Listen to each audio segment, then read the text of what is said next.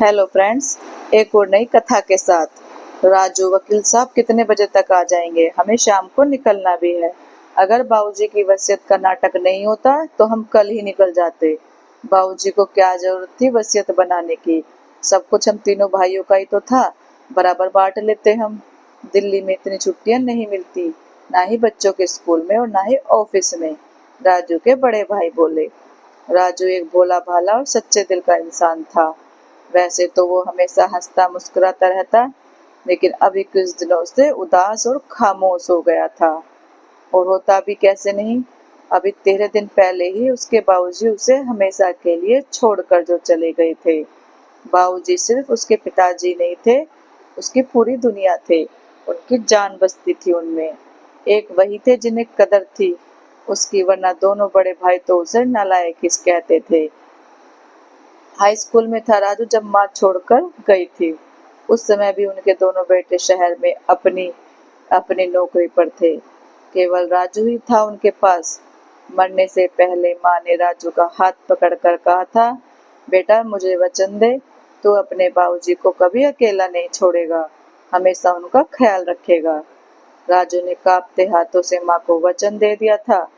उसने कभी ये बात ना अपने बाबूजी को बताई और ना ही अपने भाइयों को। राजू के गांव में सिर्फ इंटर तक ही स्कूल था। बड़े भाई इंजीनियर थे, तो उन्होंने इंटर के बाद राजू को शहर बुलाया और इंजीनियरिंग करने की सलाह दी। छोटे भाई जो खुद एक डॉक्टर थे, ने भी राजू को पूछा कि उसे जो भी पढ़ना है वह उनको बता सकता है। किसी भी अच्छे कॉलेज में उसका एडमिशन करवा दिया जाएगा। राजू पढ़ना चाहता था, लेकिन अपने भाइयों के व्यवहार की वजह से उनके पास जाने की हिम्मत न पड़ती। बड़े भाई की शादी तो माँ के सामने ही हो गई थी। पहले तब भी बड़ी भाभी कभी कभी गांव आ जाया करती थी, लेकिन अब तो उन्हें गांव में आने में शर्म आती है। छोटे भाई ने भी माँ के जाने के 1 साल बाद ही अपने साथ काम करने वाली डॉक्टर से शादी कर ली थी। उनको तो हमारे साथ उठना बैठना भी पसंद नहीं था। ऐसे में बाबूजी को वहां रखना सही नहीं होगा और उनके गांव छोड़ के भी नहीं जा सकते। हरी काका ने तो कहा था कि चले जाओ राजू बेटा, मैं रख लूंगा बाबूजी का ध्यान। लेकिन राजू का मन नहीं माना और उसने आगे ना पढ़ने का निर्णय लिया। बाबूजी ने बहुत समझाया, लेकिन राजू अपने निर्णय पर अटल रहा। दोनों भाइयों के साथ साथ गांव के और भी लोग बाबूजी से कहते कि उनका छोटा बेटा तो नालायक निकला। बाबूजी कुछ नहीं कहते, बस मुस्कुरा जाते। राजू ने गांव में ही रहकर खेती करना शुरू किया और इतनी मेहनत की कि हर साल सबसे ज्यादा फसल राजू के खेत में होती। फसल बेचने के बाद जब पैसा मिलता, बाबूजी उससे और जमीन खरीद लेते। धीरे धीरे राजू की मेहनत रंग लाई और आसपास के गांव में सबसे ज्यादा जमीन राजू और उसके बाबूजी पर थी। बाबूजी हमेशा कहते थे कि यह जमीन तेरे नाम करा देता हूँ, लेकिन वह हमेशा बाबूजी के नाम ही करा देते। बाबूजी ने पास ही के गांव की एक लड़की से राजू की शादी करवा दी। शादी से पहले राजू ने कहा था कि एक बार वह सुनीता से बात करना चाहता है।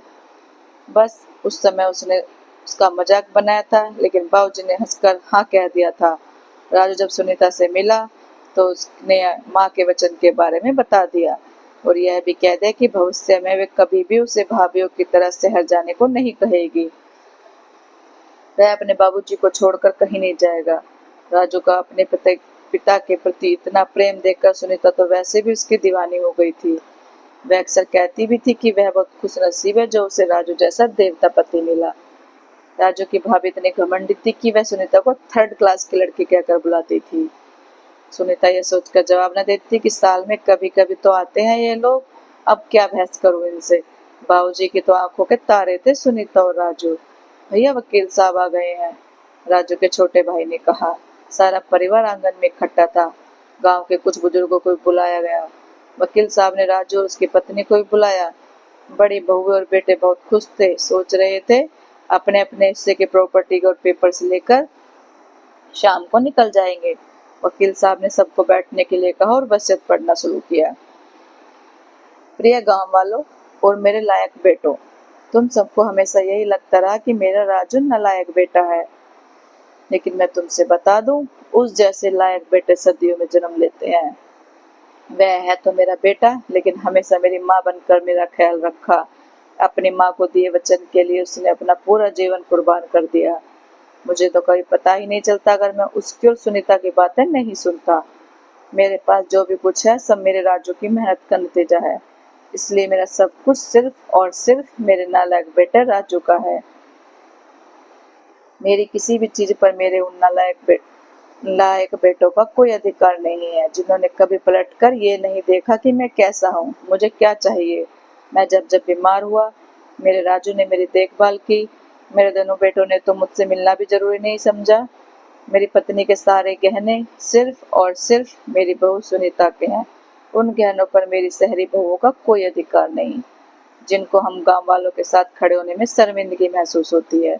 बाबूजी की वसीयत पढ़ी जा चुकी थी और वो सभी लोग जो राजू को नालायक बेटा कहते थे, मुंह लटकाए खड़े थे। दोनों भाई भी गुस्से से अपने अपने परिवार के साथ जा चुके थे, कभी ना आने के लिए। उस आंगन में खड़ा राजू उस गांव का सबसे अमीर व्यक्ति था, लेकिन फिर भी वह अपने आप को सबसे ज्यादा गरीब महसूस कर रहा था, क्योंकि उसके असली दौलत उसके बाबूजी उसे हमेशा के लिए छोड़कर जा चुके थे। दोस्तों, आपको ये कहानी कैसी लगी? अच्छी लगी हो तो लाइक, कमेंट और शेयर करना, चैनल को सब्सक्राइब करना। Thank you.